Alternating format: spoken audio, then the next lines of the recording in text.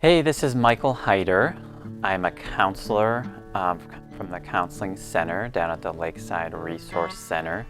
And here I'm just going to provide you with some tools and tips to help while you're here at Richland College. And so this series, this segment is 5 ways to help deal with intense anxiety and stress. So number 1, we want to bring full, complete attention to your breath. So really, your mind can't concentrate on 2 things at once. When we put all our attention on our breathing, we can begin to quiet the mind and bring rest to our physical body. Too much stress speeds up the mind, and that can create chaos in our brain. And we need to slow things down and just allow the dust to settle. So intentionally putting all of our attention to the breath does just this. If you want to go a step further, as you're breathing, put your full attention to your body. And there's a thing called progressive muscle relaxation. And it's one way to do this, and you can Google that. You can just Google progressive muscle relaxation. And this can be very grounding and stress reducing, just a way to bring all that attention just to your body and the breath.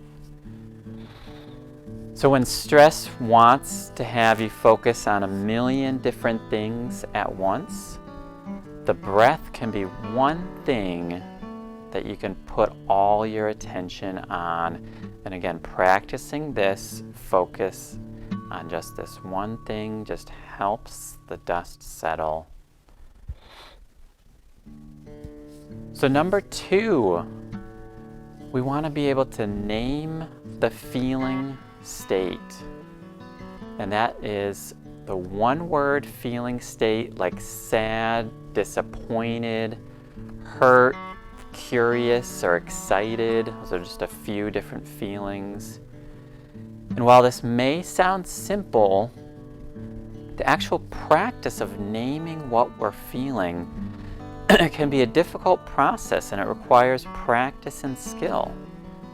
And this is different than saying, I'm feeling like the world is against me, or I'm feeling like you're doing this or that to me. That's more of a thought. So what we want to do is label a one-word feeling state like happiness, sadness, disappointment, fear. And interesting, but just being able to bring awareness to something like sadness and letting yourself be sad for a moment can just do a whole lot of good for you and your body. And there's a phrase called name it to tame it. And when we name our feelings, it doesn't get rid of them, but it can be a powerful way to just kind of tame the intensity of them and allow them to come and go. So instead of letting your mind go down a rabbit hole of scattered negative thoughts, simply naming what you're feeling can slow things down. It can also really help you communicate to others. We often spend way too much time fighting with our partners, our friends, trying to talk too much, trying to get too many thoughts out there. What can really help at times is just saying something. I noticed when you quickly walked away, I got really disappointed. And again, disappointed is that feeling word or communicating. If you don't feel comfortable communicating something like that to your partner, just naming the feeling for yourself can help keep your mind from spinning. Journaling your feelings is another helpful practice and way to do this. Basically, your mind is meant to create thoughts, not hold on to them. And getting these feelings out onto paper or to a trusted friend or family member can really help.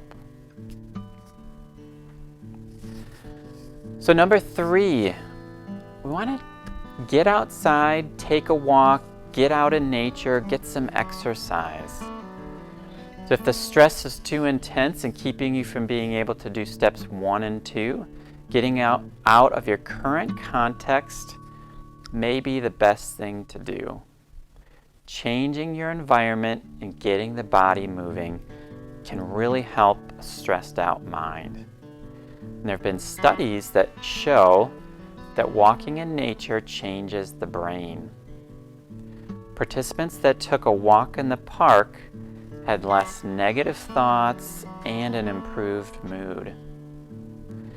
Getting into green spaces helps us become more mindful of ourselves and the world around us. When we're motionless and isolated in our rooms, we can spiral our mind just into the depths of negativity. So exercise also helps us just connect back to our bodies. We start taking deeper breaths and we can gain that mental clarity we need. Often in the middle of a good workout, we can have some of the most helpful insights into what we really need and the next steps to take. So next, step 4, number 4, do one thing at a time. So if we can begin to prioritize and know what we need to do, we need to then break down our goals into simple, concrete steps we can take right now.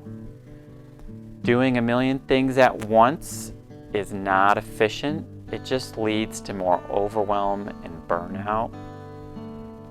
Some research has shown that multitasking actually can damage the brain and it can lower your IQ. So create a boundary for yourself by placing the other tasks out of your mind and involve yourself fully in one thing. So number 5, get out of isolation and talk to someone you can trust. You may have tried all the earlier steps to no prevail. If that's the case, you may need to draw on more resources outside of yourself. Talking to a friend or family member can be one direction to take. If you don't have any people you can trust, then reaching out to the counseling center here at Richland can be a huge step in the right direction. The services are free and we're trained to provide honest, helpful feedback without judgment. So I want you to utilize this resource. Again, our job is to listen without judging, and we want to collaborate with you on taking just healthy steps forward. Just being able to talk freely without judgment can be incredibly refreshing and just really stress relieving. And it's also confidential. It won't get back to your professor, your partner, your parents. It stays in the office. Of course, only exception unless there's imminent threats to seriously harm yourself or someone else. So if you need to take that step and want to do that and utilize the resources of the counseling center, don't hesitate and take action with the following information below. So we're located in El Paso Hall inside the Lakeside Resource Center.